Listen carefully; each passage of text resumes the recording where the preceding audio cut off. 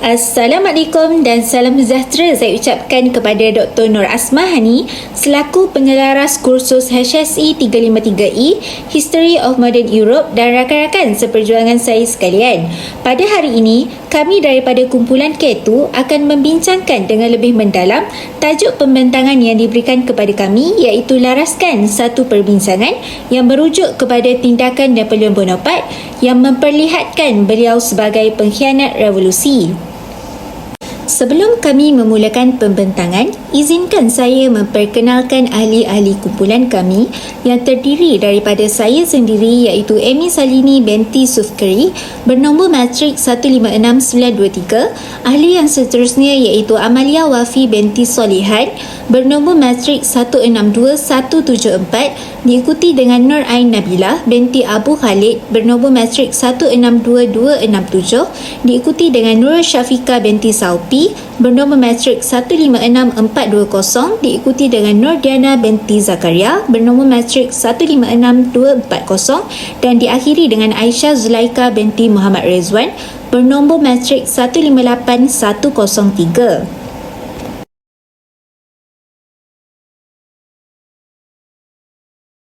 Baiklah, saya akan memulakan pembentangan dengan bahagian pengenalan.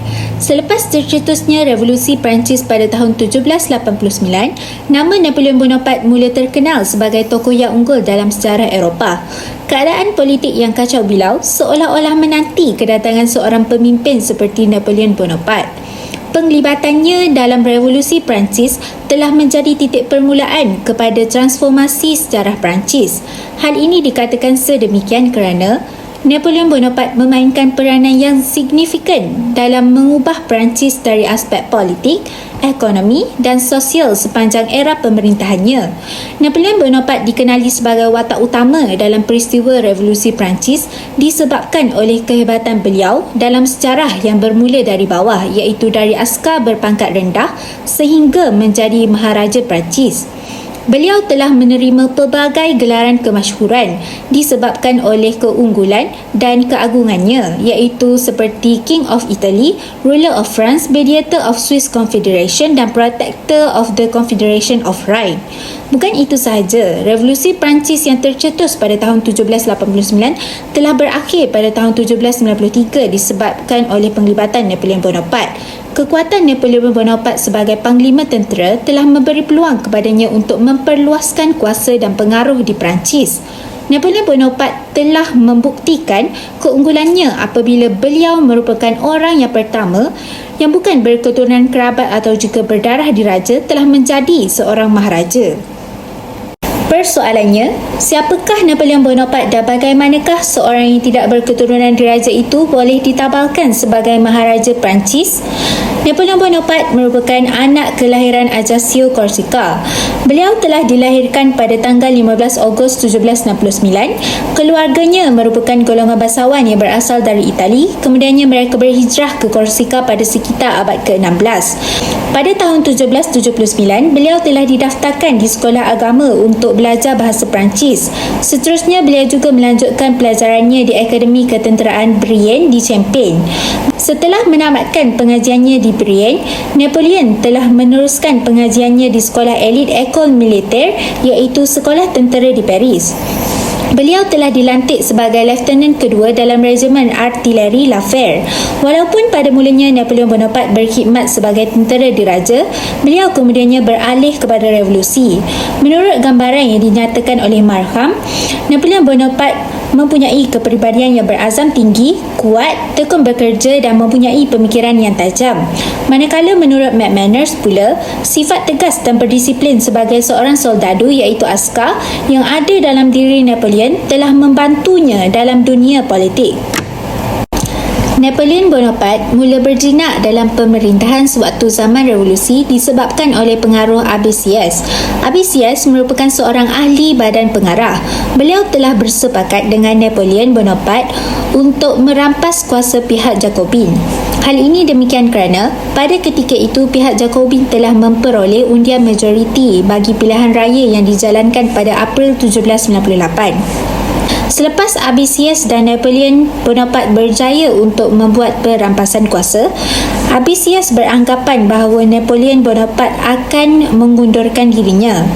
Namun begitu, Napoleon Bonaparte yang mempunyai kuasa dalam kerajaan itu enggan untuk melepaskan kuasanya setelah kerajaan sementara ditubuhkan.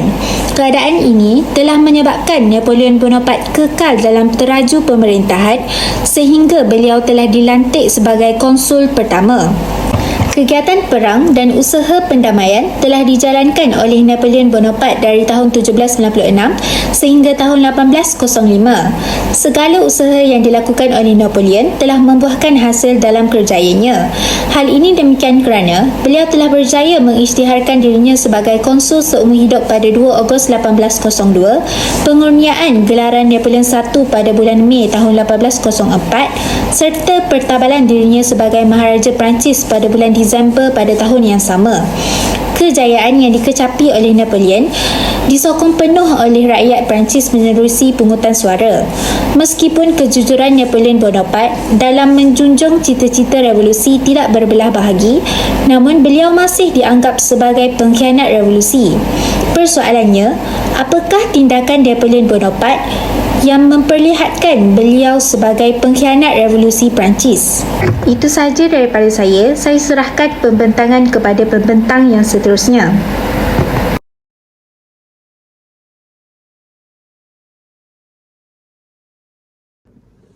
Assalamualaikum dan selamat sejahtera. Saya Aisyah Zulaika binti Muhammad Rizwan dengan nombor matrik 158103. Saya akan meneruskan pembentangan pada hari ini. Sebelum masuk kepada isi yang menunjukkan Napoleon ini adalah pengkhianat, saya akan membentangkan kebaikan Napoleon Bonaparte yang boleh dikatakan sebagai penyelamat revolusi. Antara tindakan ataupun kebaikan yang dilakukan oleh Napoleon Bonaparte ialah dengan memperkenalkan sistem prefect. Sistem prefect merupakan sistem pemerintahan baru yang diperkenalkan oleh Napoleon Bonaparte. Iaitu semua daerah lama iaitu kawasan yang dibahagikan mengikut kepentingan seorang ketua, kewangan dan lain-lain telah dimusnahkan. Hal ini kerana ia digantikan dengan sistem baru iaitu penubuhan kerajaan tempatan. Selain itu, gelaran prefect diberikan kepada ketua pentadbiran kerajaan tempatan. Terdapat lebih kurang 100 prefect pada zaman pemerintahan Napoleon. Menurut McManus, terdapat 30 prefect daripada 100 jumlah prefect yang sudah pernah menjadi ahli di dalam Majlis Perwakilan pada zaman revolusi.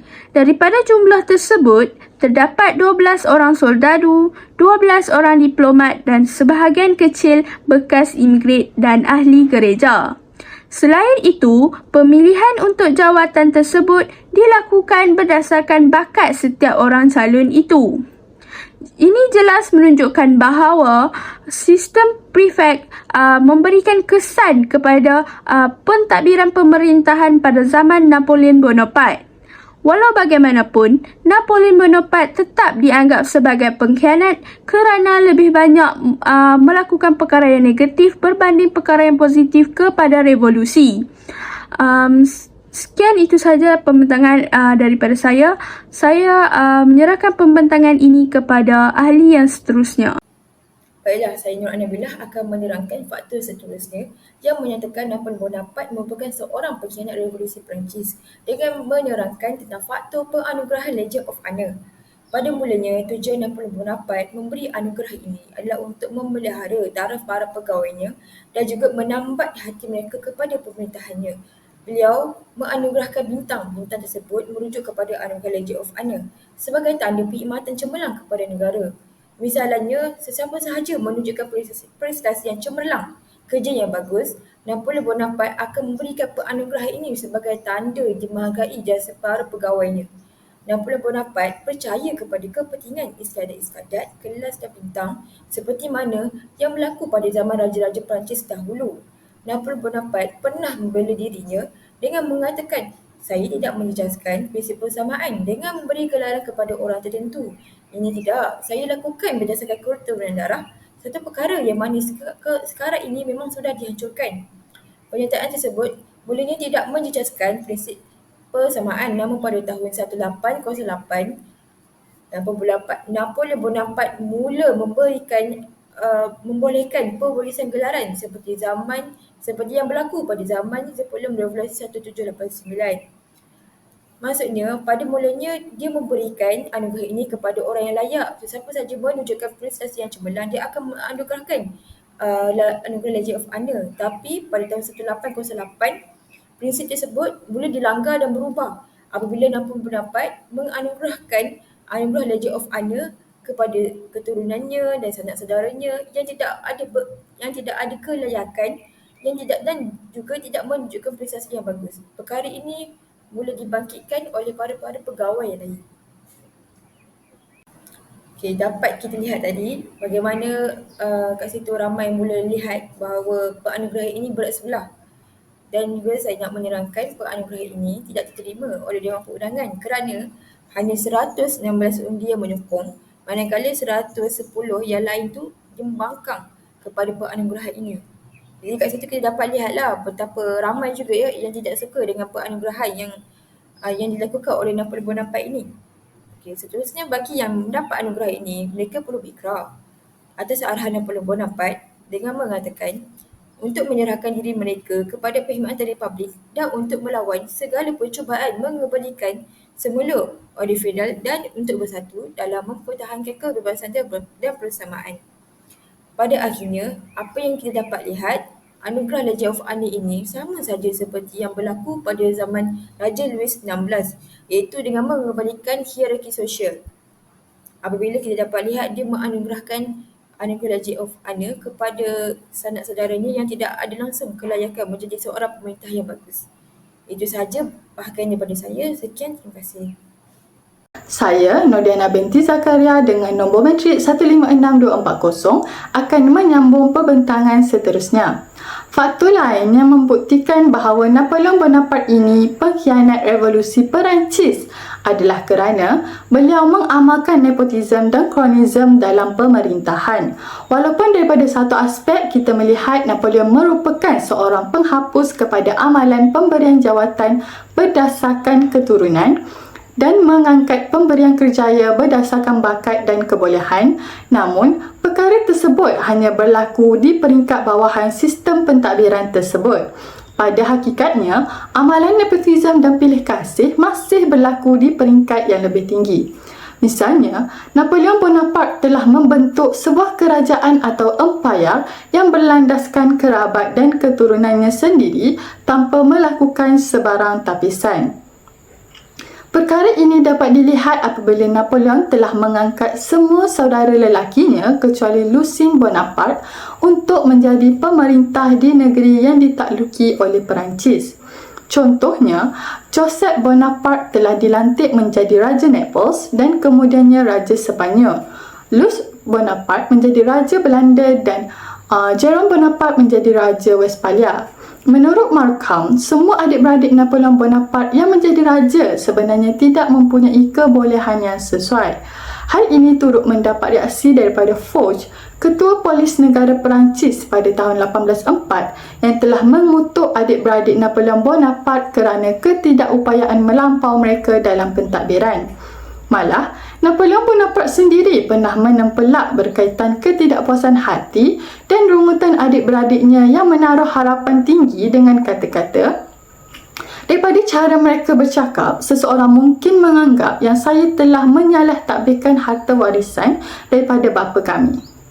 Menerusi kenyataan Napoleon Bonaparte sebentar tadi, kita dapat melihat bahawa beliau sebenarnya menyedari tentang ketidakupayaan adik-beradiknya dalam pemerintahan sesebuah kerajaan.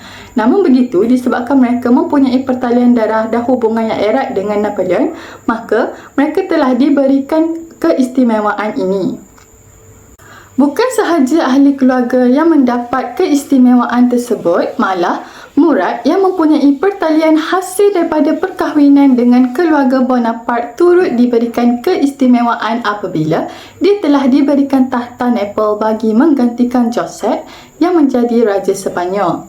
Selain itu, seorang jeneral bernama Bernadotte telah dijadikan Marshal dan Putera Mahkota Sweden semata-mata kerana isteri Bernadotte adalah saudara perempuan isteri Joseph Bonaparte. Pelantikan saudara mara dan kenalan rapat dalam pentadbiran dan pemerintahan negara jelas sekali tidak adil dan kredibiliti semua yang dilantik oleh Napoleon Bonaparte ini boleh dipertikaikan. Jelaslah bahawa pemerintahan Napoleon Bonaparte boleh dikatakan sebagai satu pencabulan kepada cita-cita revolusi kerana beliau telah melaksanakan pemerintahan yang berlandaskan kronisme dan pilih kasih, sekaligus perkara ini telah membuktikan bahawa beliau merupakan seorang pengkhianat kepada revolusi Perancis. Sekian, itu sahaja daripada saya. Saya serahkan kepada rakan pembentang yang lain. Baiklah, isi seterusnya ialah mengenai sistem kebenuaan. Sistem kebenuaan telah dirancang dalam kuasa badan pengarah di bawah pemerintahan konsul. Sistem kebenuaan yang telah diperintah oleh Napoleon adalah bertujuan untuk membuat suatu pengepungan terhadap kepulauan British dan bagi menutup pelabuhan negeri-negeri yang bersahabat dengannya kepada kapal-kapal yang telah datang dari Great Britain atau tanah jajahannya. Hal ini telah membawa kepada faktor Napoleon dikatakan sebagai seorang pengkhianat revolusi Perancis. Napoleon dilihat cuba untuk mengasingkan Britain dari kegiatan ekonomi tetapi gagal. Sebagai contoh, sistem kebenuaan telah menumpukan perhatiannya dengan menahan kemasukan barang-barangan British dari Portugal dan Sepanyol. Hal ini kerana sebelum ini, selama lebih daripada 100 tahun, Portugal telah mempunyai hubungan yang erat dengan Britain, terutamanya dalam bidang perniagaan. Namun, Napoleon telah berjaya memutuskan hubungan ini demi mencapai matlamatnya. Kemudiannya, beliau berjaya dengan rasminya menuntut Portugal supaya mematuhi sistem kebenuaan serta merampas semua barangan British dan rakyat British. Walaupun pada asalnya, sistem kebenuaan bertujuan memperluaskan perkembangan ekonomi Perancis, namun masih terdapat faktor yang menyebabkan kegagalan sistem ini yang telah dibawa oleh beliau. Oleh itu, jelaslah bahawa perkara ini menunjukkan faktor Napoleon dianggap sebagai seorang pengkhianat revolusi Perancis disebabkan sistem kebenuaan yang diterajui oleh beliau. Baiklah, saya Nurul Syafiqah. Saya akan menyambung pembentangan ini. Sebuah karya yang bertajuk Napoleon Bonaparte as Hero and Savior merupakan hasil karya sejarawan seperti Philip J. Dwyer yang menganggap bahawa Napoleon Bonaparte merupakan seorang pengkhianat bukannya penyelamat revolusi. Menurut beliau, Napoleon Bonaparte sebagai penyelamat hanyalah sekadar mitos. Napoleon Bonaparte juga dikenali sebagai bapa revolusi kerana telah melakukan transformasi ekonomi Perancis. Walau bagaimanapun, Napoleon mempunyai pengkritik dan juga penyokonnya sendiri tanpa mengira keadaan. Sebelum tahun 1830, Parlimen Perbankan menggunakan nama Napoleon sebagai simbol untuk menggugat kestabilan monarki. Namun begitu, revolusi Perancis kembali bangkit akibat ketidakpuasan hati rakyat terhadap sistem feudal. Tujuan asal gerakan revolusi ini juga adalah bertujuan untuk meruntuhkan institusi diraja yang selama ini menyusahkan rakyat, tetapi apabila Napoleon Bonaparte berkuasa dalam pemerintahan, beliau telah mengisytiharkan diri sebagai konsul seumur hidup pada 2 Ogos 1802. Perlembagaan baru yang dibuatnya sendiri juga telah menggubal undang-undang pergantian untuk memerintah untuk anaknya sendiri, walaupun pada ketika itu beliau masih belum mempunyai anak, tetapi beliau telah mengambil langkah besar dalam mewujudkan rejim baharu mengikut imejnya sendiri. Selain daripada itu, Napoleon dikatakan turut melaksanakan pemerintahan secara diktator dan juga kuku besi atau lebih dikenali sebagai despotik yang mana cuba dihapuskan oleh perjuangan revolusi. Rakyat Perancis juga semasa revolusi telah menuntut agar pemerintahan secara liberal dilaksanakan untuk mengurangkan kuasa mutlak raja dalam pemerintah monarki. Namun, perlu diketahui juga bahawa setiap tindakan, polisi dan juga perubahan yang dilaksanakan oleh Napoleon telah diputuskan oleh Dewan Perundangan melalui undian. Ini bermakna Napoleon tidak boleh membuat keputusan secara sendiri tetapi tetap disokong oleh rakyat Perancis. Selain itu, Napoleon dianggap pengkhianat revolusi kerana tindakan beliau yang telah mengangkat dirinya sebagai Maharaja Perancis pada tahun 1804. Kenaikan pangkat beliau sebagai seorang pemerintah telah dicatat dalam sejarah Perancis apabila buat pertama kalinya seseorang yang bukan berdarah diraja telah menggantikan pemerintahan kuasa mutlak raja di Perancis dengan menggulingkan kuasa raja pada ketika itu iaitu Raja Louis.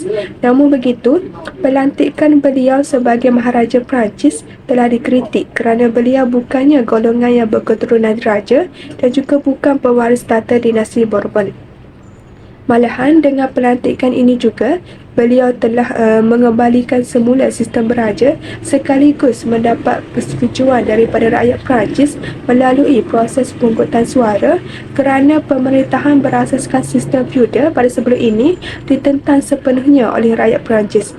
Namun perlu diketahui bahawa pelantikan Napoleon sebagai Maharaja Perancis adalah pilihan rakyat sendiri kerana mereka telah hilang kepercayaan terhadap Raja Louis yang dilihat tidak mampu untuk memenuhi tuntutan revolusi. Raja Louis juga turut dikatakan cuba untuk melarikan diri pada tahun 1791 ke sepadan Austria bersama keluarganya. Jadi tindakan Raja Louis ini telah menyebabkan Raja Perancis bertindak untuk memilih Napoleon sebagai Maharaja Perancis kerana dilihat Napoleon mampu untuk membawa keamanan dan juga memberi perlindungan kepada rakyat. Seterusnya, pemerintahan Napoleon turut dikritik kerana telah melanggar prinsip revolusi melalui pembentukan pemerintahan ataupun empayar yang berlandaskan kerabat dan juga keturunan beliau sendiri ataupun lebih dikenali sebagai amalan nepotisme yang dibentangkan oleh rakan pembentang saya tadi. Pemerintahan berlandaskan keturunan sendiri telah dianggap sebagai tidak adil dalam pentadbiran di Perancis. Maka Napoleon sememangnya telah melantik kerabatnya sendiri untuk memerintah di beberapa wilayah. Sebagai contoh, Joseph menjadi Raja Naples, kemudian menjadi Raja Spanyol, dan Louis menjadi Raja Belanda dan Jerome menjadi Raja Westphalia. Tindakan Napoleon melantik adik-beradiknya dan juga atau kerabatnya sendiri untuk melaksanakan pemerintahan di beberapa wilayah adalah disebabkan oleh sikap Napoleon yang tidak mempercayai orang lain kecuali ahli keluarganya sendiri. Walau bagaimanapun, tindakan Napoleon tersebut adalah jelas sekali tidak wajar dilakukan kerana semua adik-beradik beliau tidak berkebolehan menjadi pemerintah. Hal ini dikatakan demikian kerana seseorang pemerintah perlulah mempunyai kemahiran dalam memimpin supaya kesejahteraan hidup rakyat terjamin. Tetapi jelas sekali bahawa pelantikan Napoleon sebagai Maharaja Perancis telah menyebabkan pemerintah dilantik bukan kerana kemahiran mereka tetapi kerana mempunyai hubungan dengan beliau. Itu sahaja daripada saya serahkan kepada rakan pembentang seterusnya. Secara rumusannya, Napoleon Bonaparte terbukti sebagai seorang pengkhianat revolusi Perancis. Hal ini demikian kerana transformasi pemerintahan yang dijalankan oleh Napoleon Bonaparte berlandaskan pendiriannya yang berubah-ubah telah membawa kepada era kejatuhannya. Tindakannya ini dianggap sebagai suatu pencabulan kepada cita-cita revolusi. Pencabulan yang dilihat paling ketara ialah pembentukan sistem pemerintahan atau juga empayar yang berdasarkan kerabat dan keturunannya tersendiri. Kebanyakan tokoh berpendapat bahawa Napoleon Bonaparte merupakan seorang pengkhianat revolusi. Misalnya seperti Lefebvre menyatakan bahawa sistem pemerintahan kerajaan berbentuk authoritarian. Lefebvre juga berpendapat bahawa peperangan yang dilancarkan oleh Napoleon Bonaparte mengakibatkan peperangan berlaku secara berterusan. Penilaian Lefebvre terhadap Napoleon Bonaparte jelas menunjukkan sikap berbelah bahagi kepada sistem pemerintahan Napoleon. Manakala Roth berpendapat bahawa Napoleon Bonaparte mendapat sokongan rakyat bukan disebabkan oleh idealismenya tetapi kerana faedah ekonomi yang diberikan kepada rakyat. McManus pula menegaskan bahawa pemerintahan Napoleon Bonaparte hanyalah satu bentuk pemerintahan utilitarian dan kekuatan yang ada pada diri Napoleon adalah kemampuan memberikan faedah material kepada rakyat jelata. Oleh itu, kumpulan kami juga sebulat suara menyatakan bahawa Napoleon Bonaparte merupakan seorang pengkhianat revolusi yang melanggar prinsip-prinsip revolusi. Baiklah, itu sahaja daripada kumpulan kami. Sekian, terima kasih.